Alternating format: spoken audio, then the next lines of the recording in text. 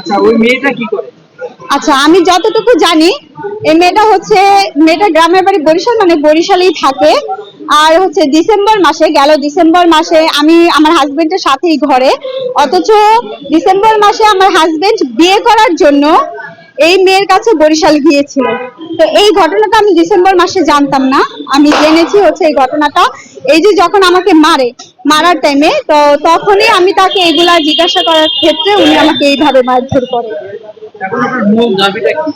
মূল দাবিটা হচ্ছে, আমি যেহেতু ওনার সাথে রিলেশন করে গিয়েছি, আমি ভালো মতন খোঁজ খবর না নিয়ে ওনার সাথে চলে গিয়েছি, আমার মতন যেন এরকম অন্য কোনো মেয়েরা এগুলো না করে, আর করলেও সেটা যাতে খুব ভেবে চিন্তে খোঁজ খবর নিয়ে করে, আর ওনার কঠিন থেকে কঠিন শাস্তি হোক, এটাই চাই। আপনি কি এখন ডিভোর্স দিবেন? ডিভোর্স? হ্যাঁ হ্যাঁ, আমি তো হচ্ছে, কারণ আমার হাজবেন্ড একটা মেয়ের সাথে শারীরিক সম্পর্ক করে আসছে, আমি সেগুলো পর্যন্ত দেখেছি।